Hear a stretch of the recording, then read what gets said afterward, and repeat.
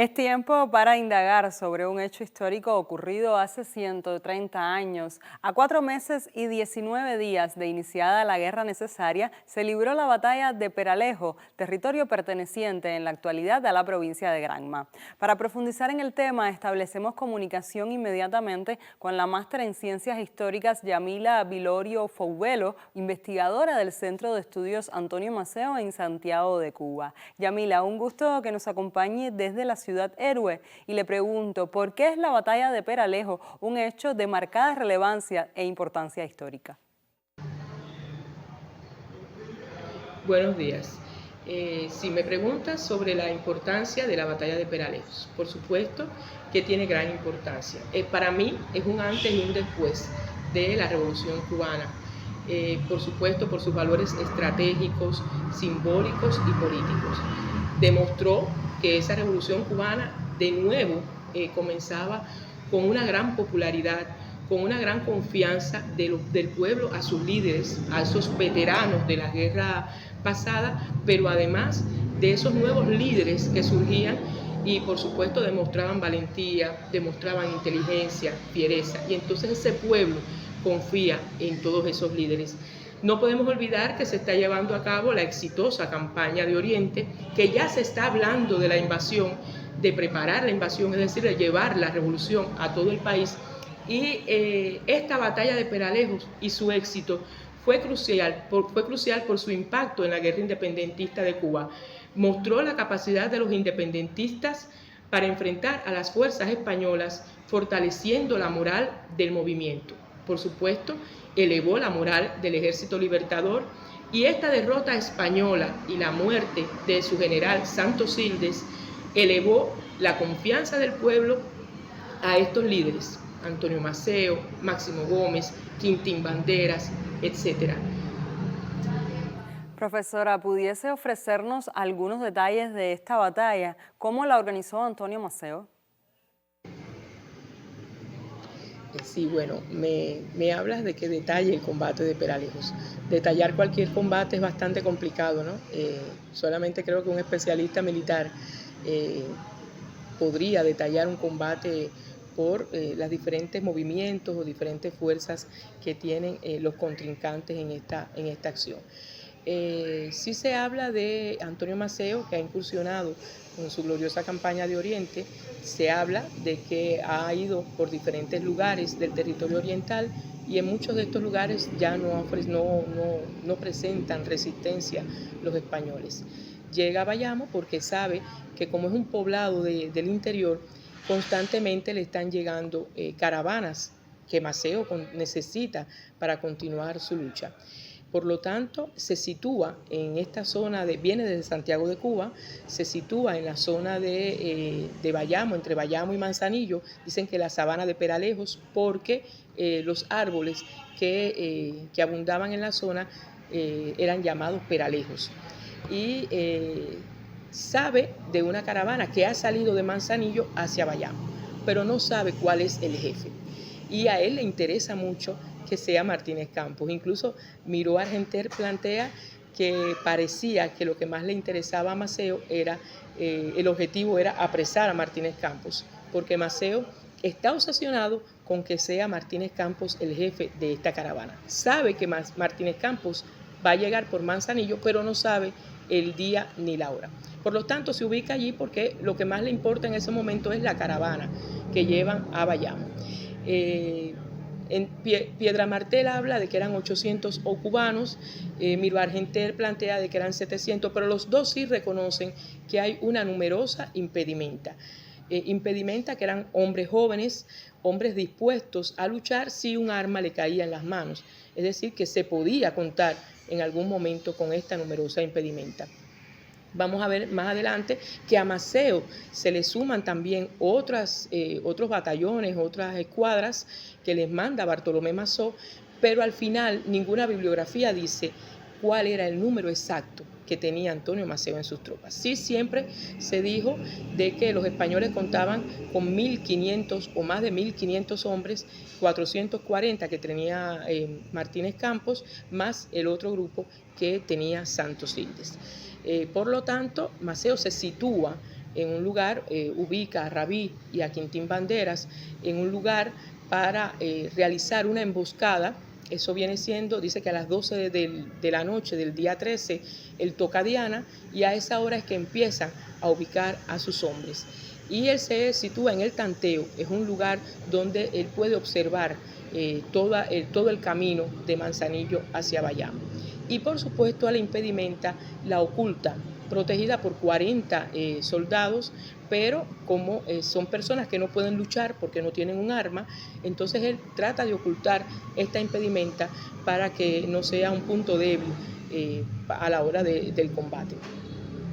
Por supuesto, llegan dos vendedores, dos comerciantes, se meten dentro de las tropas cubanas con la idea de vender sus productos, comerciantes ambulantes, recorren el campamento, incluso los oficiales le dicen a Maceo que no los deje ir, pero Maceo no escucha estas proposiciones y bueno, deja ir a estos dos hombres que al final resultaban ser espías. Santosildes está esperando a Martínez Campos en Veguitas, se unen en un grupo de más o menos aproximadamente 1.500 hombres y salen camino hacia Bayamo.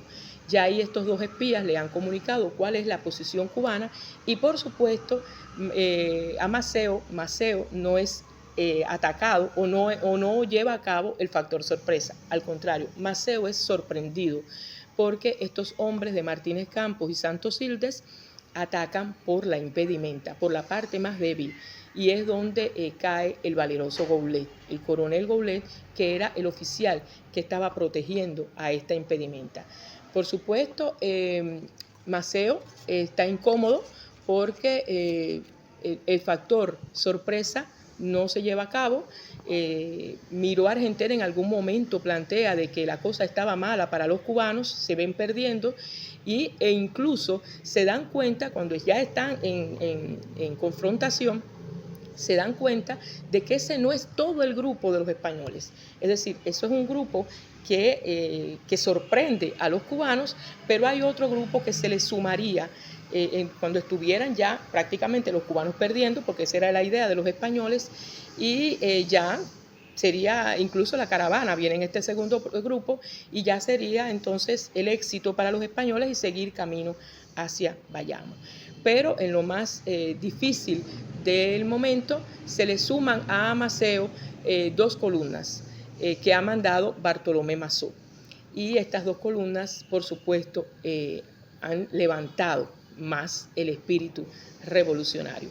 En este momento es cuando Martínez Campos, según su versión, se le acerca a Santosildes y le plantea que estaba llevando mal la operación porque Maceo los ha tratado de encerrar en una columna entre cercas. Incluso Martínez Campos plantea que no tienen tijeras para cortar estas cercas y por supuesto sus movimientos se ven muy limitados. Y es cuando Martínez Campos se acerca a Santosildes para decirle que está llevando mal la operación y cae Santosildes delante de Martínez Campos. Inmediatamente Martínez Campos reacciona, toma el mando de la operación y hace una operación estratégica. Para mí fue brillante. No podemos dejar de reconocer la inteligencia, la valentía, la sabiduría de ese gran estratega militar que fue Martínez Campos. Les decía que Martínez Campos hace una operación brillante.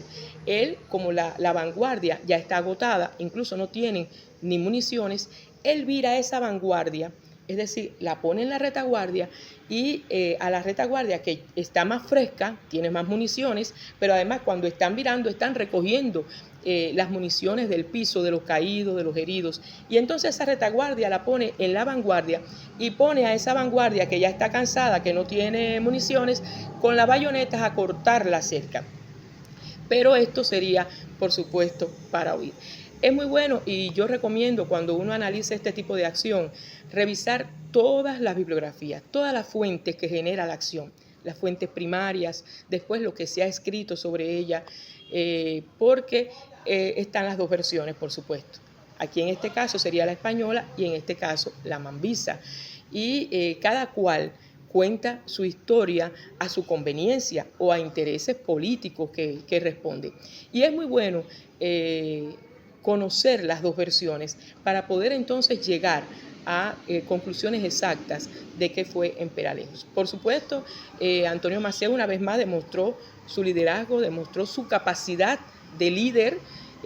Las personas lo seguían, era tanto, pienso yo que era tanto el amor que sentían y la popularidad que tenía esta revolución, que incluso Martínez Campos llega a decir que de todas partes salían mambises disparándole, que él pensaba que habían como 3.000, no creo que sea esa cifra, yo no pienso que sean ni 700 ni 800, pienso que había un poco más, pero no llegar a la cifra de 3.000 hombres. Y esto demuestra a un Maceo ya que es un veterano, que es gran estratega, que ya es un conocedor de las tácticas de guerra mambisa y que por supuesto hay que contar con él para cualquier acción militar.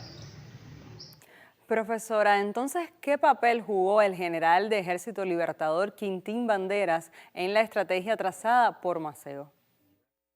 Bueno, Quintín Banderas lo que hizo fue cumplir órdenes. Es uno de los tantos oficiales que vienen con un grupo de hombres, todos al mando de Antonio Maceo, pero bueno, Quintín Banderas viene dirigiendo este grupo de hombres y lo que ha hecho es cumplir órdenes como lo ha hecho cualquier oficial que están al mando del Titán de Bronce. Él está situado, o Maceo lo sitúa convenientemente en una parte del camino para llevar a cabo el factor sorpresa. Y bueno, como tantos hombres que seguían a Maceo, como conocemos cómo fue la actitud de Quintín Banderas ante cualquier combate, ante cualquier acción militar, desplegó su labor combativa con destreza, con valentía, pero bueno, ninguna bibliografía ni los testigos que narran la acción, cubanos, Miró Argenter, Piedra Martel, ni las fuentes españolas, hablan de algo relevante que hubiera hecho Quintín Banderas en esta acción. Y también le quiero preguntar, ¿quién fue el brigadier Alfonso Goulet? ¿Qué importancia tuvo el rol que desempeñó en esta contienda que inició desde la mañana del 13 de julio de 1895? Alfonso Goulet, sí, fue una pérdida muy sensible para la revolución, este gran combatiente, este gran cubano, porque en Peralejos el mayor general Antonio Maceo lo sitúa como jefe de esta impedimenta y lo protege o lo manda a que se proteja junto con esta numerosa impedimenta en el bosque, en una zona llamada La Caoba. Allí con 40 hombres, 40 soldados que tenían armas, la misión de ellos era proteger esa numerosa impedimenta. Es el lado débil de estos combatientes, de las tropas mambisas. Y por supuesto Goulet lleva a cabo su labor de forma perfecta hasta el punto de que pierde la vida, porque resiste el combate que los españoles le han hecho a esta parte de las tropas cubanas. No era la parte, lo que esperaba Maceo, por donde se atacara a las tropas cubanas, que era la parte más débil, la impedimenta. Pero por supuesto Goulet lleva a cabo esta acción, pero bueno, muere en el combate.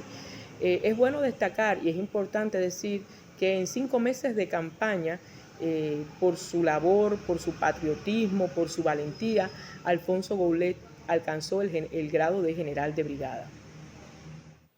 ¿Qué datos pudiese comentarnos con relación a las bajas de ambas fuerzas, tanto las españolas como las mambisas, profesora?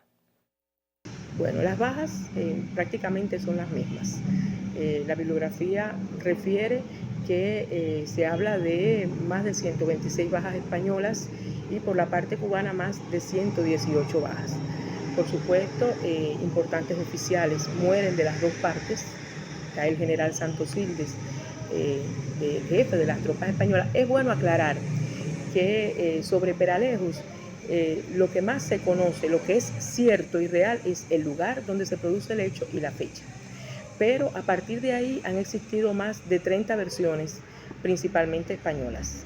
2 cubanas es la que hemos revisado Miro Argenter y Piedra Martel, que son los que han participado en esta acción, y todas las demás fuentes son españolas. Y Miro Argenter comenta que ya conoce que Santosildes ha muerto mientras se está efectuando la acción. Benigno Sousa le hace una crítica y le dice que no es un testigo confiable, porque es que incluso después de que la sanidad mambisa ha curado a los heridos, Antonio Maceo, bueno, ya ha terminado el combate, por supuesto, Antonio Maceo le manda una nota a Bartolomé Mazó diciéndole que a su vez le ha mandado una nota con un herido a Martínez Campos y a Santosildes diciéndoles que vinieran a recoger a los heridos que ya habían sido curados por la sanidad mambisa y que habían dejado en una casa del lugar. Es importante también destacar que Benigno Sousa, por supuesto, plantea que Miro Argenter no podía conocer, por lo tanto, que había muerto ya Santosildes. Pero algunos de los heridos, Maceo sí comenta, y le escribe en esta nota a Bartolomé Mazó, que algunos heridos españoles plantean que los españoles llevaban como 400 heridos y que quizás, y en la obsesión de Maceo de que hubiera sido Martínez Campos uno de estos heridos, dicen los heridos españoles, le comentan a Maceo, de que llevaban a una hamaca con mucho cuidado y que posiblemente llevaban herido ahí a Martínez Campos. Es decir, Antonio Maceo se ha olvidado de que también existía Santosildes. Por lo tanto, las bajas casi son las mismas, las que mencionan la bibliografía. Ya lo otro pienso que es una partes exageradas de estos partes o comunicados que se mandan, porque cada cual está contando su labor en esta acción. Como usted ha comentado, Antonio Maceo fue una figura clave en este combate. ¿Qué decir de la madurez del Titán de Bronce como militar cuando organizó esta batalla? Por supuesto, la campaña de Oriente que ya se estaba llevando a cabo con resonantes éxitos y la batalla de Peralejo confirman la gran experiencia y madurez militar que ya destacaban Antonio Maceo. El pueblo lo seguía ciegamente y confiaban en él. Ya Martínez Campos reconocía y confesaba a este gran líder, a este hombre que ya se había hecho sumamente popular. Recordemos que muchas personas están esperando que lleguen los principales líderes a Cuba para apoyarlos, para seguirlos, mientras no se han lanzado a la guerra, esperando a estos importantes líderes. Y ya Martínez Campos reconoce la gran popularidad que tiene figuras como Antonio Maceo, como Máximo Gómez. Confesaba su impotencia para detener la marcha triunfal del caudillo oriental. Maceo, con su historia e inmortal ofensiva de 4 meses, ya se había hecho dueño de la región oriental. Es en Peralejos cuando Maceo ve cuando Martínez Campos ve esta gran popularidad, este gran amor que tiene el pueblo a estos importantes veteranos de las guerras, a estos importantes caudillos, líderes, es cuando Martínez Campos ve la popularidad, el patriotismo, la unidad que tiene el pueblo cubano, es cuando él piensa y propone la reconcentración. Sí, es en Peralejos donde Martínez Campos habla de la reconcentración. Él considera que el pueblo, los campesinos, las mujeres adoran a estos líderes, los siguen ciegamente, confían en ellos. Plantea incluso que cuando pasaba por algún caserío y preguntaba por algún el cabeza de familia, por algún hombre de la familia, las mujeres decían, este está en la tropa de no sé quién, o de fulano, etc. Y es cuando Arsenio Martínez Campos habla de la reconcentración, pero a la vez plantea que es necesario reconcentrar a los pueblos para que estos no ayuden a los mambises, pero decía, a la vez plantea que él no es el hombre indicado. Él reconoce su humanismo, plantea que él viene de una nación culta, que su pensamiento es humanista y por lo tanto él no es el hombre para llevar a cabo esta fase oscura de la historia de nuestra patria, que es la reconcentración, y menciona el nombre de Weyler. Es Peralejos donde se habla de la reconcentración y de su principal jefe, Weyler. Profesora, ¿qué relevancia tiene la costosa derrota militar y política de Peralejo para las tropas españolas?